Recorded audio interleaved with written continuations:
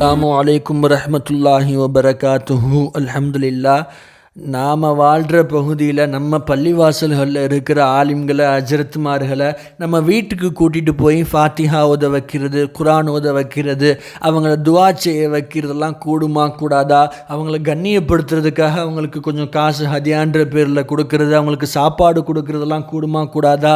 அதே மாதிரி அவங்கக்கிட்ட தண்ணி ஓதி பார்க்குறதெல்லாம் இஸ்லாத்தில் கூடுமா கூடாதா? ஹலாலா ஹராமா? சில முஸ்லீம்களே இன்றைக்கி அவங்களுடைய வீட்டுக்காக இந்த ஒரு தாயத்து மாதிரி வாங்கி கட்டியிருப்பாங்க, கயிறில் எலும்புச்சம்பளம்லாம் போட்ட மாதிரி வாங்கி கட்டியிருப்பாங்க, சங்கிலி வாங்கி கட்டியிருப்பாங்க, தாயத்துலாம் வாங்கி கைகளில் கட்டியிருப்பாங்க. இதெல்லாம் இஸ்லாத்தில் கூடுமா கூடாதாங்கிற பற்றின ஒரு பரிபூர்ணமான ஒரு விளக்கமாக இந்த பதிவு இருக்கும் இன்ஷா அல்லாஹ். அல்ஹம்துலில்லாஹ். ஸல்லல்லாஹு அலைஹி வஸல்லம் உடைய காலகட்டத்தில் நடந்த ஒரு நிகழ்ச்சியை பார்ப்போம். அதிலிருந்து கிட்டத்தட்ட நமக்கான பதில் எல்லாமே கிடச்சி போயிடும். ஸல்லல்லாஹு அலைஹி வஸல்லம் உடைய காலகட்டத்தில் சஹாபாக்கள் சிலர் மதீனாவிலிருந்து வெளியில் ஒரு அவுட்டரில் ஒரு வேலையாக அந்த பகுதிக்கு போயிருக்கிறாங்க, ஒரு பகுதிக்கு போயிருக்கிறாங்க. அந்த சமயத்தில் அந்த பகுதியில் இருக்கிற ஒரு மனிதருக்கு, ஒரு முக்கியமான ஒருத்தருக்கு உடல்நிலை சரியில்லாமல் போயிரு, ரொம்ப முடியாமல் இருக்கிறாரு, ரொம்ப நோய்வாய்ப்பட்டிருக்கிறாரு. உடனே மக்கள் எல்லாம் அந்த சஹாபாக்கள் கிட்ட வர்றாங்க, நீங்கள் இந்த மாதிரி கொஞ்சம் வந்து ஓதி பாருங்கள், அல்லாஹ் கிட்ட துவா செய்யுங்க, உங்கள் ரப்பு கிட்ட துவா செய்யுங்க, அல்லாஹ் நாடுனா அல்லாஹ் அவருக்கு நோய் நிவாரணத்தை கொடுத்துடலாம், அல்லாஹ் அவருக்கு அந்த உடம்பு சரியாக்கிடலாம் அப்படின்ற மாதிரி ஒரு வேண்டுகோள் வைப்பாங்க. அந்த சஹாபாக்களும் அந்த வேண்டுகோளை ஏற்றுக்கிட்டு அந்த மனிதர் இருக்கிற இடத்துக்கு போய் அவருக்காக அல்லாஹ் கிட்ட துவா செய்வாங்க.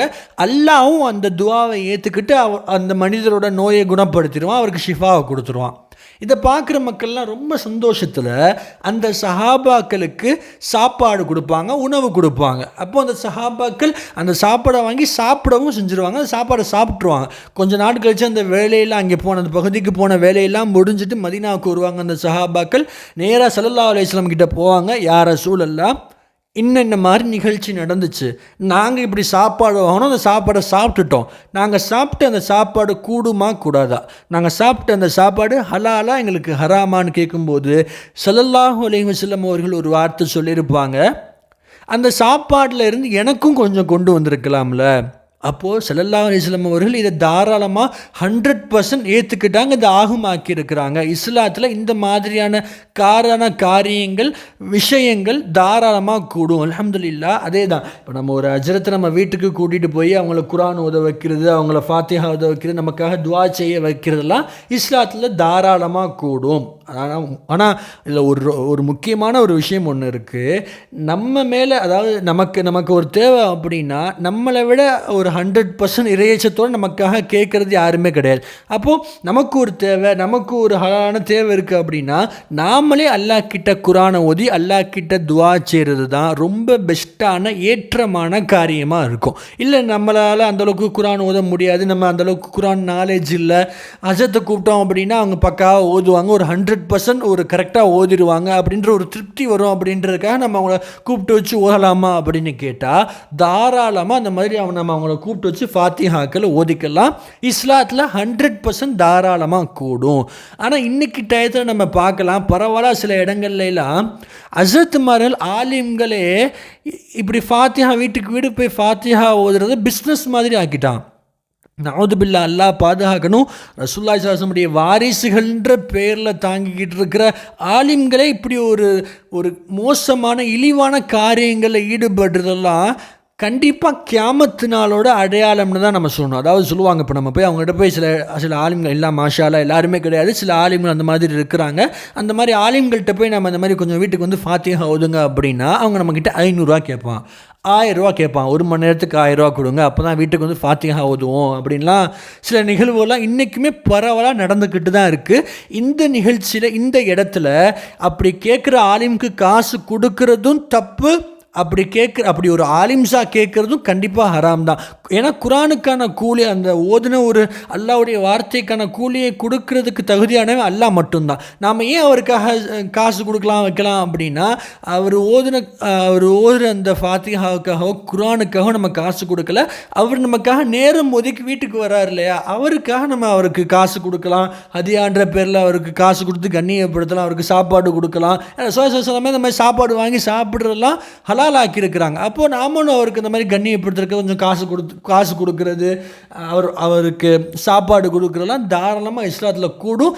ஆனால் காசு கொடுத்தா தான் ஓதுவேன் அப்படின்னு சொல்கிறதெல்லாம் இஸ்லாத்தில் கண்டிப்பாக கூடாது. அதே வரிசையில் அதே தொடர்ச்சியாக அந்த தண்ணி ஓதி பார்க்குறது, நோய் நிவாரணத்துக்காக தண்ணி ஓதி பார்க்குறதுலாம் தாராளமாக கூடும், அல்ஹம்துலில்லாஹ். ஆனால் இந்த தாயத்து ஓதி பார்த்து கையில் கட்டிக்கிறதோ, சில முஸ்லீம்களே இன்றைக்கி பரவலாக வீடுகளில் ஒரு நம்பிக்கையில் அதாவது அவங்க என்ன நம்புகிறாங்க அப்படின்னா, இந்த மாதிரி வீடுகளில் சங்கிலியை வாங்கி வீட்டில் மாட்டினா நமக்கு வறுமை போயிடும், நம்ம பணக்காரங்களாயிடலாம், இந்த மாதிரி சில கயிறுகளை வாங்கி கட்டி விட்டால் அந்த கயிறுகளில் எலுமிச்சம்பழம் மாட்டிருக்கும், மண்டை ஓடு மேலே ஏதோ மாட்டிருக்கும், அதை முஸ்லீம்களே வீட்டில் வாங்கி கட்டியிருக்கிறத நம்ம பார்க்க முடியுது. இப்படிலாம் வாங்கி பண்ணால் நமக்கு அதாவது நம்மளை எல்லா பணக்காரங்களாக்கிடுவான், நமக்கு கஷ்டம் போயிடும், கடன் போயிடும், கடன் பிரச்சனை நம்ம முழுசாக நம்ம நீங்கிடுவோம் அப்படின்ற ஒரு நம்பிக்கையில் சில பேர் மீன்லாம் வளர்ப்பாங்க, சில டாலர்லாம் வாங்கி வீட்டில் வச்சுருப்பாங்க. இந்த மாதிரியான எந்த காரியத்துக்குமே இஸ்லாத்தில் அனுமதியே கிடையாது. இது எல்லாமே பெரிய ஹராமான விஷயங்கள். அதாவதுங்க கொஞ்சம் யோசிச்சு பாருங்கள், இதுக்கு நம்ம மார்க்க ரீதியாக பதில் சொல்லாமல் கொஞ்சம் லாஜிக்காக உலக ரீதியாக ஒரு அடிப்படை அறிவோடு நம்ம இந்த விஷயத்தை அணுகலாம். அதாவது ஒருத்தர் நம்மக்கிட்ட ஒரு வியாபாரம் பண்ணுற, இந்த மாதிரி மீனை வாங்கி நீங்கள் வளங்க, நீங்கள் பணக்காரங்களாகிடுவீங்க, உங்கள் தேவை நிறைவேறிடும், இந்த மாதிரி இதை நீங்கள் உங்கள் வீட்டில் வாங்கி கட்டுங்க, உங்கள் வீடு பெருசாயிரும், உங்கள் கடன் போயிடலாம் சொல்லி நம்மகிட்ட ஒருத்தர் வியாபாரம் பண்ணுறாரு அப்படின்னா கொஞ்சம் யோசிச்சு பாருங்களேன், அவர் சொன்ன வார்த்தை உண்மையாக இருந்தால். அதே மாதிரி நம்ம அந்த கயிறுகளை வாங்கி வீடுகளில் கட்டினா அதெல்லாம் நம்ம வீடு பெருசாயிரும் வச்சிரும் அப்படிங்கிறதுலாம் உண்மையாக இருந்தால், அவர் ஏன் தேவையோட பண வசதி இல்லாமல் வியாபாரம் பண்ணுறதுக்கு வந்திருக்கிறாரு? அவரே பண கஷ்டத்தோட தேவையோட ஒரு பொருளாதார வசதி இல்லாமல் நம்மக்கிட்ட ஒரு ஸ்ட்ராட்டஜியை யூஸ் பண்ணி நம்மளை ஏமாற்றி இப்படி ஒரு இழிவான ஒரு செயலை செஞ்சு நம்மக்கிட்ட வியாபாரம் பண்ணுறாரு. அதை நம்பி நாமளும் வாங்குகிறோம் அப்படின்னா அதெல்லாம் ரொம்ப ஓப்பனாக சொல்லணும் அப்படின்னா முட்டாள்தனமான காரியம்தான் அதெல்லாம். அதாவது அவரே பண தேவை இல்லாமல் டாலர் விற்கிறாரு, அவர் சொல்கிறாங்க டாலர் வாங்கி வீட்டில் போட்டால் நமக்கு பணக்காரங்களாயிரும் அப்படின்னு. அது உண்மையாக இருந்தால் அவர் வீட்டில் மாட்டி பணக்காரங்களாயிருக்க மாட்டாரா? அந்த மீனை அவர் வீட்டில் வளர்த்து அவர் பணக்காரங்களாயிருக்க மாட்டாரா? அந்த தாயத்தை அவர் கட்டி அவருடைய கடன்கள்லாம் போக்கியிருக்க மாட்டாரா? கொஞ்சம் யோசித்து பார்க்க வேண்டாமா?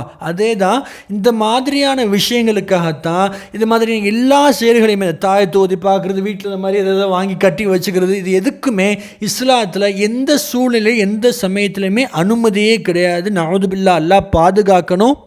ஆக வரக்கூடிய நாட்களில் ஹலால் ஹராம் பேணி ஒவ்வொரு செயலையும் செய்யக்கூடிய பாக்கியத்தை வல்ல அல்லாஹ் நம் அனைவருக்கும் தருவானாக. அஸ்ஸலாமு அலைக்கும் வரஹ்மத்துல்லாஹி வபரகாத்துஹு.